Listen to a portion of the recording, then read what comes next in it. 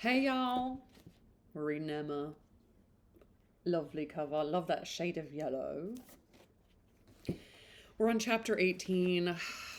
Mr. Elton proposed to Emma, and she thought he was going to be with Harriet Smith the whole time for 6 weeks. She said, Harriet Smith, hyping this thing up. He proposed to Emma in a carriage after Christmas because it was snowing and everybody had to leave, which to us nowadays sounds crazy. We have to be like, yeah, we have all-wheel drive. We can drive in a half an inch of snow and weather doesn't bother us at all. And I love that he was just like, the modern appliances of a carriage, we can't even feel the weather outside because of this sheepskin. I love that he would, like, Mr. Elton was like praising the modernness of, of carriages. This makes me appreciate literally my house and my car and the comforts that we have. But a sheepskin sounds nice. And so it was snowing, so Emma couldn't tell Harriet for a while. It was suspenseful. And then we got a letter from Mr. Elton saying he had to leave, so he's gone. That's a blessing. And then we tell Harriet, and Harriet was like crying. Her tears fell abundantly. Oh, such a hard space. It's like kind of feels like your fault. And she said she would never deserve him anyway. Ugh, so. Okay. Chapter 18. Let's move on from that horrid, awkward conversation. Mr. Frank Churchill did not come. Suspense. This book is holding us in such suspense all the time. When the time proposed drew near, Mrs. Weston fears were justified in the arrival of a letter of excuse. 1 point, Mrs. Weston. 0 points, Mr. Weston. For the present, he could not be spared. To his very great mortification and regret, but he still looked forward with the hope of coming to Randalls at no distant period. Mrs. Weston was exceedingly disappointed, which is interesting because I thought she basically guessed that he wouldn't be there. But much more disappointed, in fact, than her husband, though her dependence on seeing the young man had been so much more sober, exactly. But a sanguine temper, though forever expecting more good than occurs, does not always pay for its hopes by any proportionate depression. Wow. Yeah. It soon flies over the present failure and begins to hope again. For half an hour Mr. Weston was surprised and sorry, but then he began to perceive that Frank's coming 2 or 3 months later would be a much better plan. Better time of year, better weather, and that he would be able, without any doubt, to stay considerably longer with them than if he had come sooner. These feelings rapidly restored his comfort, while Mrs. Weston, of a more apprehensive disposition, foresaw nothing but a repetition of excuses and delays, and after all her concern for what her husband was to suffer, suffered a great deal more herself. Emma was not at this time in a state of spirits to care really about Mr. Frank Churchill's not coming, except as a disappointment at Randalls. The acquaintance at present had no charm for her. She wanted rather to be quiet and out of temptation. But still, as it was desirable that she should appear in general like her usual self, she took care to express as much interest in the circumstance and enter as warmly into Mr. and Mrs. Weston's disappointment as might naturally belong to their friendship. She was the first to announce it to Mr. Knightley, and exclaimed quite as much as was necessary, or acting a part, perhaps rather more, at the conduct of the Churchills in keeping him away. She then proceeded to say a good deal more than she felt of the advantage of such an addition to their confined society in Surrey. Okay, this is like the whole Lambton, Hertfordshire. I feel like there's so many Hobbiton, What? There's so many. So they're in Surrey, but they're in like the city of Surrey, but the town of Highbury, but also it's called Hertfordshire. Oh my god, it's so confusing. All these names. The pleasure of looking at somebody new. The gala day to Highbury entire. Gala day. What does gala mean? Because we have the Met Gala. I don't know what that means. Never watched it, never cared, don't know what it means. Let's look it up. What does gala mean? What does gala mean? Social occasion with special entertainments or performances. The black tie gala that begins with a cocktail reception. Okay. The gala day to Highbury entire, which the sight of him would have made, ending with reflections on the Churchills again, found herself directly involved in a disagreement with Mr. Knightley. Again. And to her great amusement perceived that she was taking the other side of the question from her real opinion and making use of Mrs. Weston's arguments against herself. The Churchills are very likely in fault, said Mr. Knightley coolly, but I dare say he might come if he would. I do not know why you should say so. He wishes exceedingly to come, but his uncle and aunt will not spare him. I cannot believe that he has not the power of coming, if he made a point of it. It is too unlikely for me to believe without proof. Earlier, wasn't she like, he's a man, he can do whatever he wants, like a woman has to be holden to somebody, but a man can just do whatever he wants. Now she switched her tone. Fascinating. How odd you are. What has Frank Churchill done, Mr. Frank Churchill done, to make you suppose him such an unnatural creature? I am not supposing him at all an unnatural creature in suspecting that he may have learnt to be above his connections, and to care very little for anything but his own pleasure, from living with those who have always set him the example of it. It is a great deal more natural than one could wish that a young man brought up by those who are proud, luxurious, and selfish should be proud, luxurious, and selfish too. If Frank Churchill wanted to see his father, he would have contrived between September and January. A man at his age, what is he, 3 or 4 and 20, cannot be without the means of doing as much as that. It is impossible. That's easily said and easily felt by you who have always been your own master. You are the... Okay, I thought that was Emma talking, but that was Mr. Knightley. And this now is Emma. That is easily said and easily felt by you, who have always been your own master. You are the worst judge in the world, Mr. Knightley, of all the difficulties of dependence. You do not know what it is to have tempers to manage. It is not to be conceived that a man of 3 or 4 and 20 should not have the liberty of mind or limb to that amount. He cannot want money, he cannot want pleasure. We know, on the contrary, that he has so much of both, that he is glad to get rid of them at the idlest haunts in the kingdom. We hear of him for ever at some watering place or other. A little while ago he was at Weymouth. This proves that he can leave the Churchills. Yes, sometimes he can. And those times are whenever he thinks it's worthwhile, whenever there is any temptation of pleasure.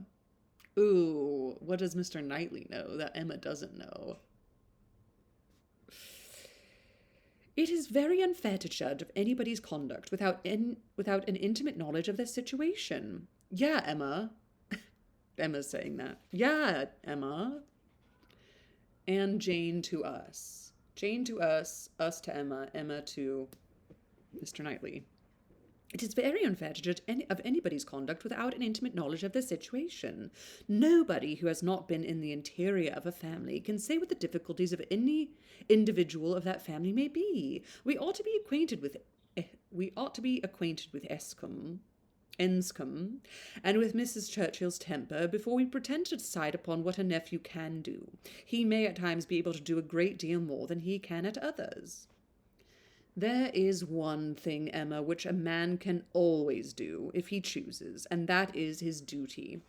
not by manoeuvring and finessing, but by vigour and resolution. It is Frank Churchill's duty to pay attention to his father. He knows it to be so, by his promises and messages, but if he wished to do it, it might be done. A man who felt rightly would say at once, simply and resolutely, to Mrs. Churchill, every sacrifice of mere pleasure you will always find me ready to make to your convenience, but I must go and see my father immediately. I know he would be hurt by my failing in such a mark of respect to him on the present occasion. I shall therefore set off tomorrow. If he would say so to her at once, in the tone of decision becoming a man, there would be no opposition made to his going. No, said Emma, laughing, but perhaps there might be some made to his coming back again. Such language for a young man entirely dependent to use. Nobody but you, Mr. Knightley, would imagine it possible.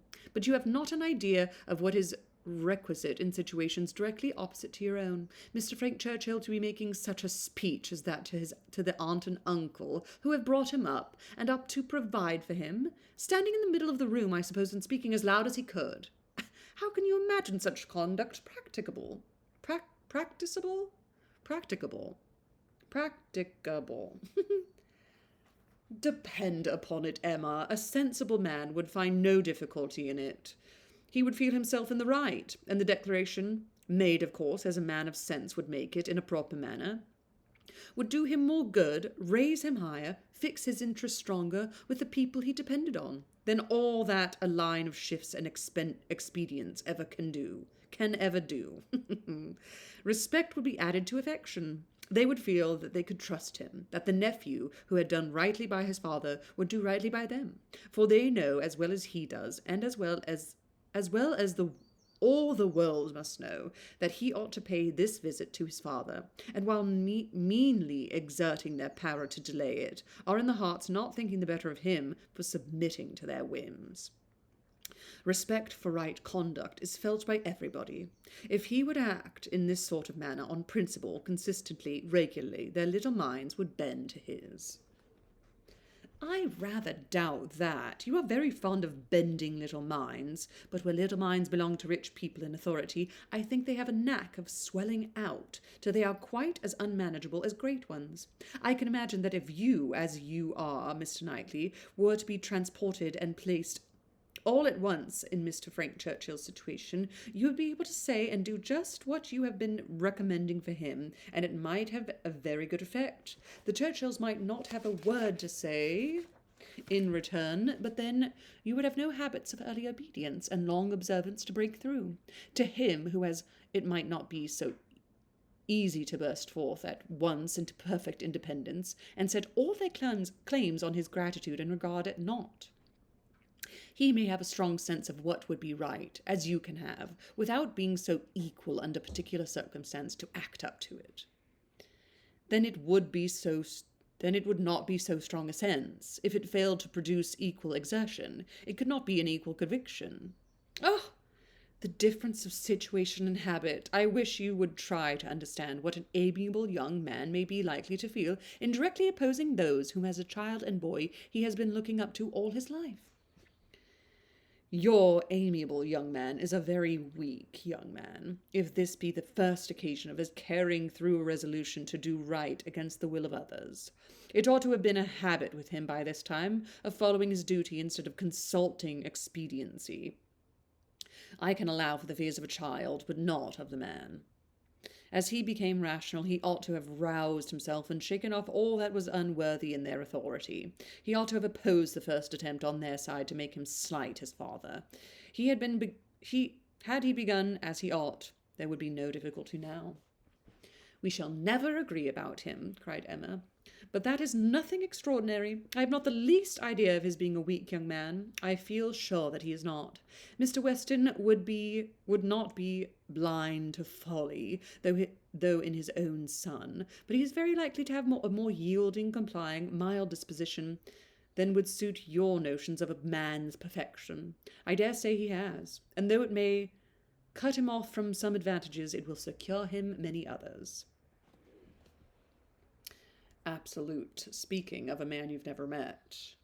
Fascinating, Emma. We'll see if you're right. Yes, all the advantages of sitting still when he ought to move, and of leading a life of mere idle pleasure, and fancying himself extremely expert in finding excuses for it. He can sit down and write a fine, flourishing letter, full of professions and falsehoods, and persuade himself that he has hit upon the very best method in the world of preserving peace at home, and preventing his father's having any right to complain. His letters disgust me. Mr. Knightley, your feelings are singular. They seem to satisfy everybody else. I suspect they do not satisfy Mrs. Weston. They can hardly satisfy a woman of her good sense and quick feelings, standing in a mother's place, but without a mother's affection to blind her. It is on her account that attention to Randalls is doubly due, and she must doubly feel the omission. Had she been a person of consequence herself, he would have come, I dare say, and it would not have signified whether he did or not. Can you think your friend behindhand in these sort of considerations? Do you suppose she does not often say all this to herself? No, Emma, your amiable young man can be amiable only in French, not in English. He may be very amiable, have very good manners, and be very agreeable, but he can have no English delicacy towards the feelings of other people. Nothing really amiable about him. You seem determined to think ill of him. Me? Not at all, replied Mr. Knightley, rather displeased. I do not want to think ill of him. I should be as ready to acknowledge his merits as any other man.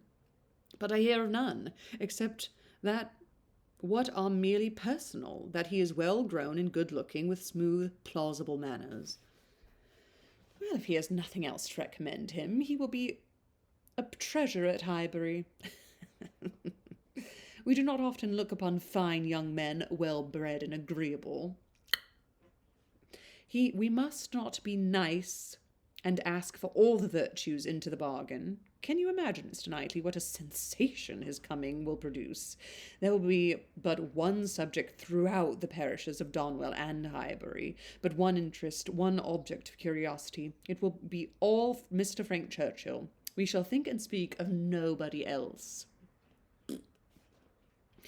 You will excuse my being so much overpowered. If I find him conversable, I shall be glad of his acquaintance. But if he is only a chattering coxcomb, he will not occupy much of my time or thoughts. My idea of him is that he can adapt his conversation to the taste of everybody, and has the power as well as the wish of being universally agreeable. To you he will talk of farming, to me of drawing or music, and so on to everybody, having that general information on all subjects which will enable him to follow the lead, or take the lead, just as propriety may require, and to speak extremely well on each. That is my idea of him. And mine, said Mr. Knightley warmly, is that if he turns out anything like it, he will be the most insufferable fellow breathing. What, a 23 to be the king of his company, the great man, the practised politician, who is to read everybody's character and make everybody's talents conduce to the display of his own superiority, to be dispensing his flatteries around, that we may all appear like fools compared to himself? My dear Emma, your own good sense could not endure such a puppy when it came to the point. I will say no more about him, cried Emma. You turn everything to evil. We are both prejudiced, you against, I for him. And we have no chance of agreeing till he is really here. Prejudiced? I am not prejudiced. But I am very much, and without being at all ashamed of it. My love for Mr. and Mrs. Weston gives me a decided prejudice in his favour. He is a person I never think of from 1 month's end to another, said Mr. Knightley, with a degree of vexation, which made Emma immediately talk of something else, though she could not comprehend why he should be so angry. To take a dislike to a young man only because he appeared to be of a different disposition from himself was unworthy to the real liberality of mind, which she was always used to acknowledge in him. For with all the high opinion of himself which she had often laid to his charge, she had never before for a moment supposed it could make him unjust to the merit of another. Wow, I had no idea that was the end of Volume 1. We're on Volume 2 now. This theme keeps coming up of, like, she's so young, and Mr. Knightley is older, like in his 30s or whatever. And when you're so young, you really do have this sense of like, I know what is going on and I have the best outlook, and like you're liberal and you're like, I'm young enough that I can change the world, and like I'm gonna fix climate change, and how dare you not recycle that piece of glass, and like you just feel like you can super duper change the world, and then you don't take any advice from anybody older than you because they haven't changed the world yet, and they still have these like old ideology ideologies of like how the world is. But you're you're just like don't know anything. This life is so crazy, y'all. It's just so hard. Anyway, that was volume 1. I can't even believe it. Volume 2 is long. I'm certain it's a long volume. Huh. Cool. Well, chapter 1 of volume 2 coming up next. Happy reading, everybody, and ta-ta!